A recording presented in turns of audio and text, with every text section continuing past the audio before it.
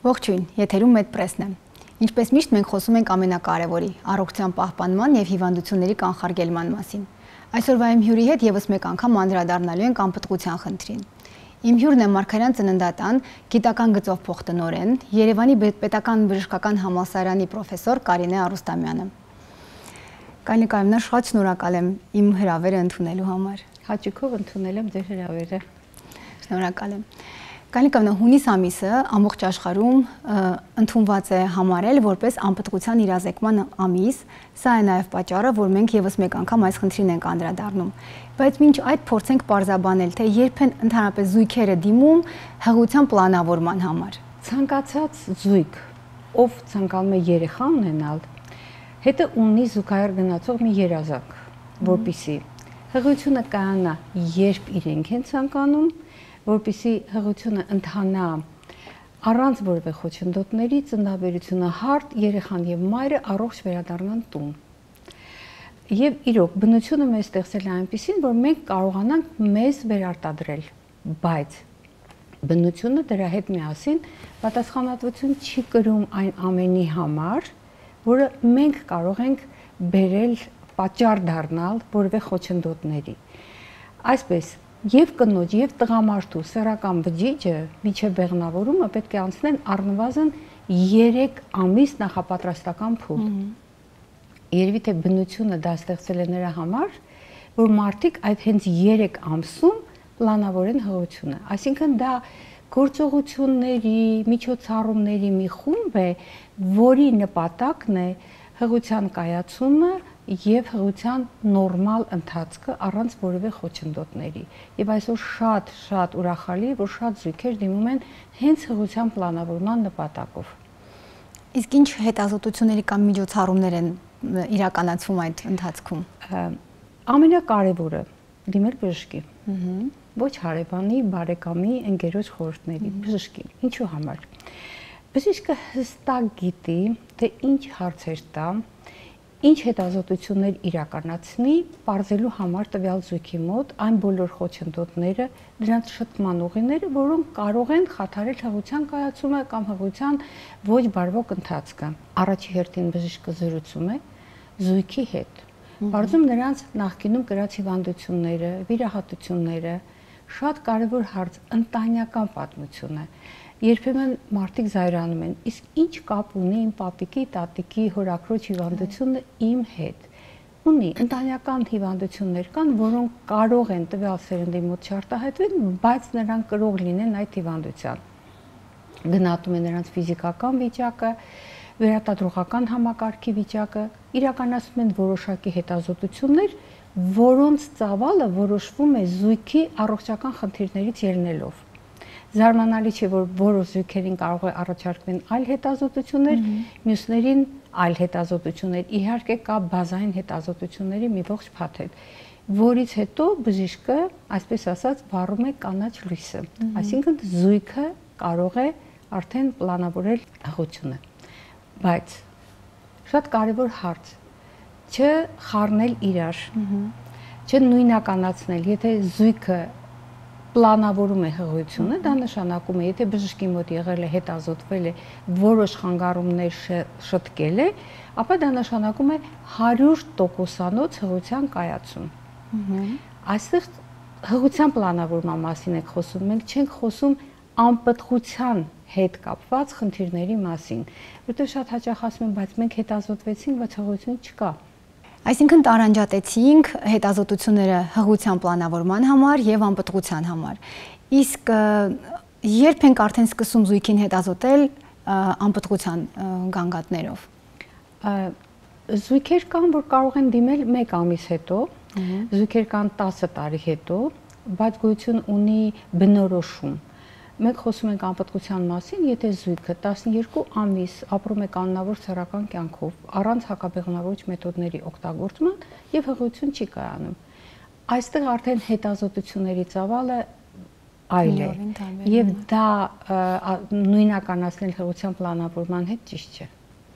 Շատ լավ, իսկ որոնք են արդեն անպտղության հետազոտման, ինչից է սկսվում, որոնք են առաջին քայլերը անպտղության հետազոտման։ Հետազոտումը նորից բժշկի այցն է։ պետք է բժշկի դիմել զույգով, եւ տղամարդը եւ կինը։ Ինչու եմ ասում, որովհետեւ շատ հաճախ մարդիկ մտածում են, որ դա հիմնականում կանանց խնդիրն է, պետք է ասեմ, որ դեպքերի մոտ 40%-ը պայմանավորված է կանանց գործոնով, 40%-ը տղամարդկանց եւ այդտեղ 15-20% կա համակցված։ Իհարկե գոյություն ունեն նաեւ այսպես կոչված անհայտ ծագման, որ գիտության տվյալները դեռևս թույլ չեն տալի հստակ պարզել, թե որն է անպտղության պատճառը։ Սրանք են հիմնական պատճառները անպտղության եւ դրա համար զույգը պետք է դիմի բժշկի,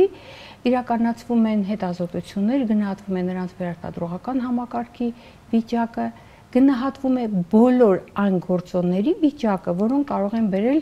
անպտղության։ Օրինակ կնոջ մոտ հղիության կայացման համար հարկավոր է, որ լինի ձվազատում, արգանդափողերը լինեն անցանելի, որ արգանդի լորձաթաղանթը լինի առողջ, որ սպերմայի որակական քանակական ցուցանիշները լինեն բավարար հղիության կայանալու համար։ Եվ դրանցից յուրաքանչյուրը պահանջում է իր հետազոտությունների իրականացումը, գնահատելու այդ գործոնի առկայությունը կամ բացակայությունը։ Իսկ որոնք են կանանց մոտ անպտղություն վերող ամենահաճախ անպտղության վերող խնդիրները։ Հիմնականում կանանց մոտ դրանք էնդոկրին խանգարումներն են, որոնք կարող են բերել հենց ձվազատման խանգարման եւ արգանդափողային կամ այսպես կոչված արգանդ որովայնամզային գործոնները հիմնականում։ Պետք է ասեմ, որ եւ մի հետաքրքիր եւս տվյալ, որ եւ կանանց եւ տղամարդկանց մոտ Հայաստանի Հանրապետությունում առաջնային անպտղությունը, երբ որ ընդհանրապես ոչ մի հղիություն չի եղել տվյալ տղամարդու կամ կնոջ մոտ, ավելի ցածր է, քան երկրորդայինը, երբ որ նրանք արդեն ունեցել են 1 երեխա կամ 1 հղիություն անկախ ելքից։ 16.8% է Հայաստանի Հանրապետությունում այդ ցուցանիշը, որից 1.7-ն է կազմում առաջնային անպտղությունը եւ 15.1-ը երկրորդային, այսինքն հղիությունից հետո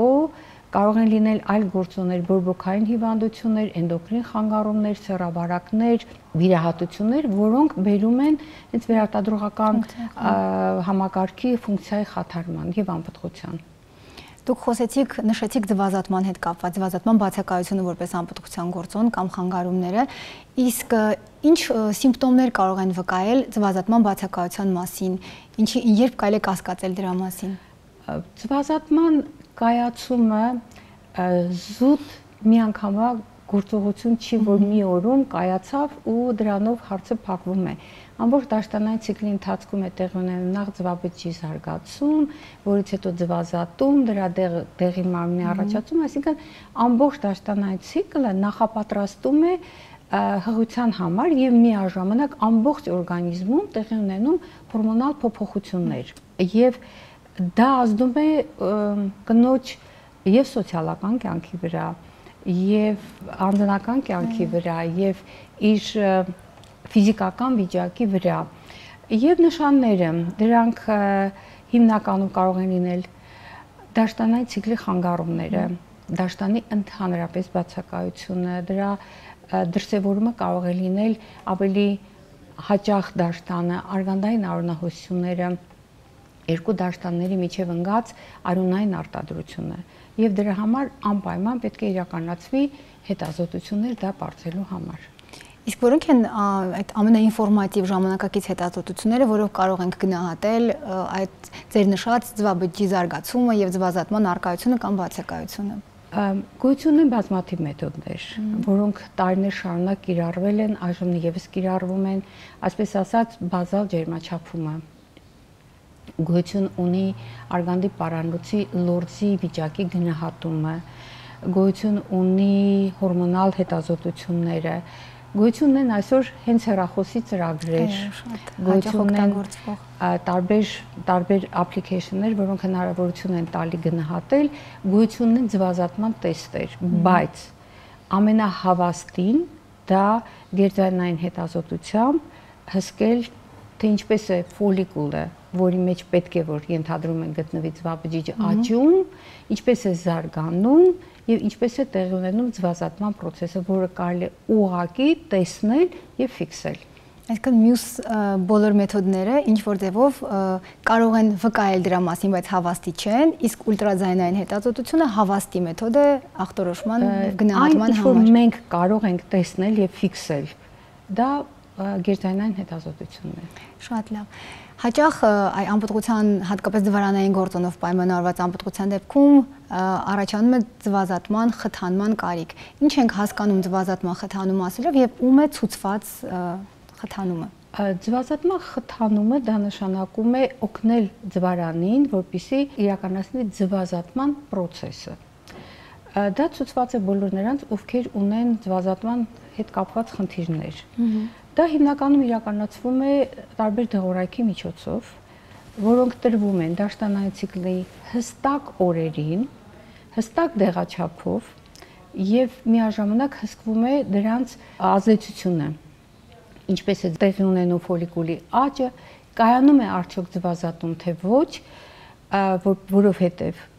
նախ կարող է ձվազատում տեղի չունենալ։ Երկրորդը հնարավոր է, որ ձվազատում տեղի ունենա եւ հղիություն տեղի չունենա, որտեղ հղիության համար այլ գործոններ են հարկավոր։ Դա արվում է նրա համար, որ նախ մենք բարձենք հետագայում ինչ պետք է անենք տվյալ կնոջ հետ, դեղը փոխենք, դեղաչափը փոխենք, թե անցնենք բուժման այլ մեթոդների եւ երկրորդը խուսափելու համար բարդություններից։ Ինչու եմ սա շեշտում, որտեղ երբ որ խոսում ենք ձվազատման խթանման մասին, շատ հաճախ սոցցանցերով նամակներ ենք ստանում։ Բժշկուհի ջան, մի հատ կասեք որտեղն է։ Չեն կարող ասել, որտեղ դա հղի է բավականին մեծ բարդություններով, եւ դա իրականացվում է միայն բժշկի նշանակմամբ եւ բժշկի հսկողության ներքո։ Այսինքն առանց բժշկի եւ առանց բժշկի դինամիկ հսկողության ուղղակի չի կարելի որևէ պրեպարատ ընդունել։ Ընդհանրապես այո։ Կուզեի նաև խոսել ձեզ հետ հակամյուրերյան հորմոնի մասին, քանի որ վերջին շրջանում շատ են ինչպես բժշկի նշանակմամբ, այնպես էլ պացիենտները իրենք ցանկության անցնում այս հետազոտությունը, ինչի մասին է այն վկայում, ինչպես է մեզ օգնում բժիշկներին այս հորմոնի հետազոտությունը։ Անտիմյուլերյան հորմոնը դա նյութ է, որը սինթեզվում է ձվարանում, եւ ինքը հանդիսանում է այն մարկերը, ցուցանիշը, ավելի ճիշտ, որ խոսում է, թե ձվարանում պոտենցիալ որքան ֆոլիկուլներ կան, որի մեջ մենք ենթադրում ենք, որ կա ձվաբջիջ, որտեղ մենք ձվաբջիջը չենք տեսնում, միայն տեսնում ենք ֆոլիկուլը։ Որքան ֆոլիկուլ կան, որոնք պոտենցիալ կարող ունենան ձվաբջիջ,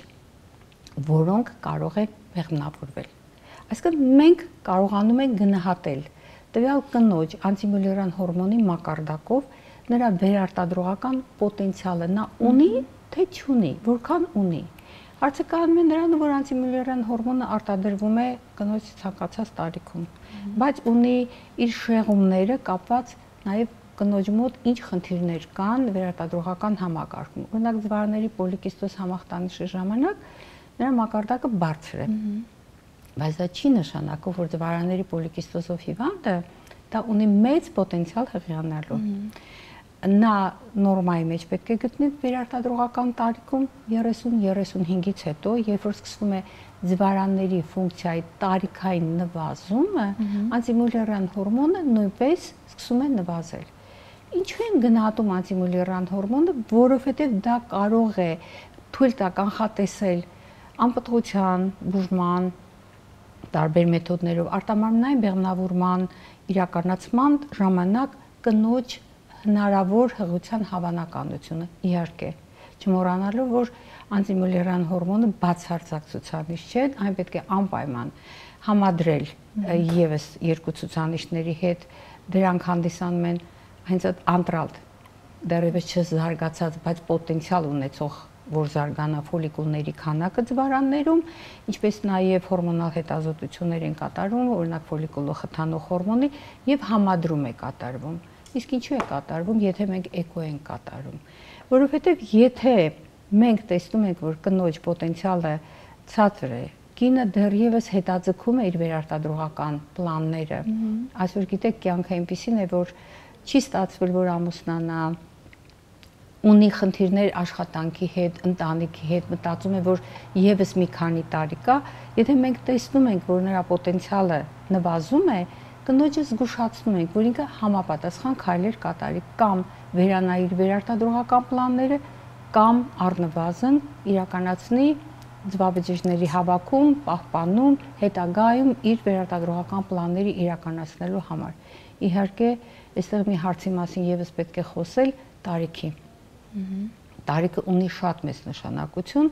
եւ եթե նույնիսկ անտիմյուլլերան հորմոնը կինը ասում է, որ ես ունեմ դաշտանդ, կանոնավոր, տեսել եմ, որ ձվազատում է տեղի ունենում, մի մոռացեք, որ տարիքի հետ որակն է ձվաբջիջի փոխվում եւ այստեղ շատ կարեւոր նշանակություն ունի մի հարցի քննարկումը։ Շատ հաճախ մեր հաճախորդները ասում են, իսկ չկա որևէ միջոց բարձրացնելու անտիմյուլլերան հորմոնի մակարդակը, դեղեր, միջոցներ, ֆիզիոթերապիա, սեղաբուժություն, տարբեր հորմոններ, այստեղ հարցը այլ է։ Մենք արդեն դա ունենք, մտածենք ինչ ձևով կարելի է տվյալ կնոջը օգնել եւ ինչ ձևով, որտեղ ոչ մի միջոց մենք չունենք, ստանալ այնպիսի խթանում կատարել, որ ստանալ լավ որակի ձվաբջիջներ։ Ցավոք դեռ որակը գնահատելու համար ձվաբջիջների որակը գնահատող ոչ մի հետազոտություն կարելի ասել դեռ չի գտել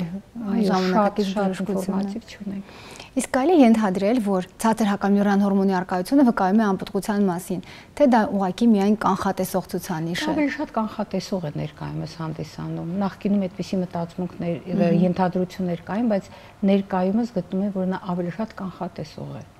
Շատ լավ։ Խոսենք նաև անպտղության արգանդափողային գործոնի մասին, ինչ պատճառներով են ախտահարվում արգանդափողերը։ Արգանդափողերը ունեն ֆունկցիա, տրանսպորտային հիմնական ֆունկցիա, որ օգնում են մի կողմից, որպեսզի սպերմատոզոիդները կնոջ սեռական տրակտի ստորին հատվածից արգանդի միջոցով հասնեն մինչև փողերի ծայրային հատվածը, որտեղ ընկնում է ձվաբջիջը ձվազատումից հետո, այնտեղ տեղի ունենա բեղմնավորում եւ բեղմնավորված ձվաբջիջը նույն ճանապարհը հակառակ անցնի արգանդափողով 7-8 օրվա 6-7 օրվա ընթացքում կհասնի արգանդի խոռոչ։ Դա ամենակարևոր ֆունկցիան է եւ միաժամանակ արգանդափողի մեջ գոյություն ունի հատուկ միջավայր, որը օգնում է բեղմնավորված ձվաբջիջը անցնի իր զարգացման հատուկ էտապները։ Եվ եթե արգանդափողերը խցանված են, եթե արգանդափողերի մեջ կա կպումներ, հարփողային կպումներ դրսից, այդ ֆունկցիան չի կատարվում։ Սպերմատոզոիդը ձվաբջիջը միմյանց չեն հանդիպում։ Կարող է լինել նույնիսկ փողը անցանելի որոշակի եւ լինի լայնացած, դա նույնպես բերում է ֆունկցիայի խանգարման, որտեղ նման պարագային փողը пассив չէ, ինքը կծկվում է, որ կարողանա այդ ֆունկցիան կատարի, չի կարողանում կատարի այդ ֆունկցիան։ Հիմնական պատճառները դա բորբոքային հիվանդություններն են, դա սեռավարակներն են, ինչու եմ առանձնացնում սեռավարակները եւ կոնքի օրգանների բորբոքային հիվանդությունները, որտեղ շատ հաճախ հիմա սեռավարակները մինչեւ անգամ 75% դեպքերում ոչ մի ախտանիշ չունեն։ Դա կարող է լինել տուբերկուլոզը, դրա պատճառը կարող է լինել փոքր կոնքի որովայնի խոռոչի տարած վիրահատությունները եւ էնդոմետրիոզը, որոնք բերում են այդպիսի խաթարումների եւ բերում են անպտղության։ Իսկ եթե արդեն կնոջ մոտ ախտորոշվել է արգանդափողերի անանցանելիություն կամ խնդիրներ արգանդափողերում, այստեղ կա ինչ-որ դեղորայքային բուժում, թե միանշանակ միայն վիրահատական բուժում է առաջարկվում։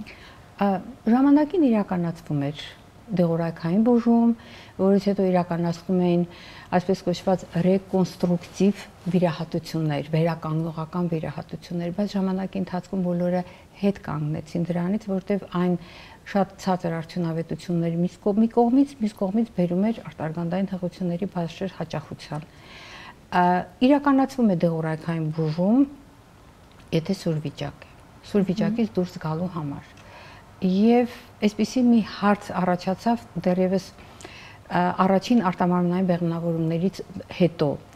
որ եթե այդքան գումար ենք ծախսում, որպեսզի իրականացվեն ռեկոնստրուկտիվ վիրահատություններ, այդքան դեղորայք ենք օգտագործում եւ միևնույն է, մենք չենք հասնում մեր նպատակին, ավելի լավ չէ այդ գումարը օգտագործել կատարելագործելու եւ ներդրելու արտամարմնային բեղմնավորում։ Այստեղ մեզ օգնության են գալի հիմնականում արտամարմնային բեղմնավորումը, որտեղ նա թույլ է տալիս շրջանցել արգելքը ձվաբջիջի եւ սպերմատոզոիդի հանդիպման համար։ Իսկ որոնք են արգանդի խոռոչի այն պաթոլոգիաները, խնդիրները, որոնք կարող են անպտղության պատճառ դառնալ։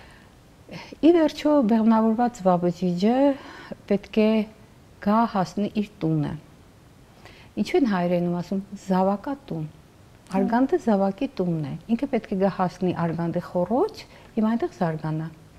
Եվ եթե այդ տունը լիարժեք չէ, ինքը չի կարող նորմալ զարգանալ։ Դա կարող է լինել օրինակ բարորակ ուռուցքները, որոնք աճում են դեպի արգանդի խոռոչ։ Դա հիմնականում դրանք արգանդի ենթալորձային միոմաներն են։ Կարող են լինել պոլիպներ, բայց մեծ չափերի, որովհետև վերջնական կոնսենսուս թե պոլիպը կարող է բերել անպտղության թե չէ, դեռևս հաստատված չէ։ Մյուս խնդիրը դա կարող է լինել արգանդի հիվանդությունը ադենոմիոզը, որը ազդում է մկանային հյուսվածքի վրա, իսկ արգանդը մկանային հյուսվածք է, խղճության ընթացքում նա պետք է մեծանա, պետք է կարողանա պահել պտղին, պտղաջրերը, թաղանթները, ընկերքը, այդ բոլորը պիտի կատարի, եթե մկանային հյուսվածքը առողջ չէ, նա այդ ֆունկցիան չի կարող կատարել։ Եվ վերջի տարիների գիտական ձեռքբերումներից էին արգանդի խոռոչի տարբեր պաթոլոգիաները, օրինակ տեաձև արգանդը, որը հնարավոր եղավ ախտորոշել արդեն գերդանային նոր տեխնոլոգիաների կիրառման հետ, որի դեպքում պարզվեց, որ արգանդի ուրվագիծը, որը բերում է նրան, որ արգանդի մկանային հյուսվածքը լիարժեք չի լինում, իսկ մենք դա չենք կարող ալձևի գնահատել, բերում է անպտղության, բավականին մեծ տոկոս դեպքերում բերում է հղության ընդհատումների, կա դիսմորֆիկ արգանդ, որը լիարժեք արգանդ չէ, եւ իհարկե չմոռանանք շատ կարեւոր մի պաթոլոգիայի մասին, երբ որ կինը կարող է բնածին չունենա արգանդ։ Կարծես թե բոլոր հիմնական գործոնների մասին խոսեցինք, կա ինչ-որ բան, որի մասին չենք խոսել եւ դուք կուզենայիք նաեւ այդ հարցին անդրադառնալ։ Ես կուզեմ խոսել կանանց մասին, թե ինչպես են իրանք վերաբերվում իրենց առողջությանը։ Բավականին երկար տարիների փորձ ունեմ, եկամ որ նույնիսկ ամոթ է տարին ասեմ ինչքան, բայց կարող եմ ասել, որ մեր հայ կանայք քիչ են իրեն գնահատում։ Իրենք պատրաստ են ամեն ինչ անել իրենց հարազատների, երեխաների, ամուսինների համար, բայց առնվազն տարին մեկ անգամ դիմել գինեկոլոգի, գնահատել իրենց վիճակը, գտնում են, որ ժամանակ չունեն։ Ինչ եմ ցանկանում մեր կանանց, որ գնահատեն իրենց, սիրեն իրենց։ Եթե իրենք իրենց սիրեն, բոլորը իրենց կսիրեն։ Որպեսզի անպայման լինեն առողջ, որովհետև իրենց ամուսինները, իրենց երեխաները, իրենց հարազատները ուզում են իրենց տեսնել առողջ։ Ի վերջո, եթե լինեն առողջ, լավ լինեն ու երեխաներ ունենան։ Շատ շնորհակալ եմ Կարինիկովնա ձեր մաղթանք խորհրդի համար, շնորհակալ եմ մեզ հյուր լինելու համար եւ այսքան մանրակրկիտ բոլոր հարցերին անդրադառնալու համար։ Միշտ պատրաստ եմ։ Սիրելի հեռուստադիտողներ, հետևեք բժշկի խորհրդին եւ եղեք առողջ։ Կհանդիպենք հաջորդ շաբաթ։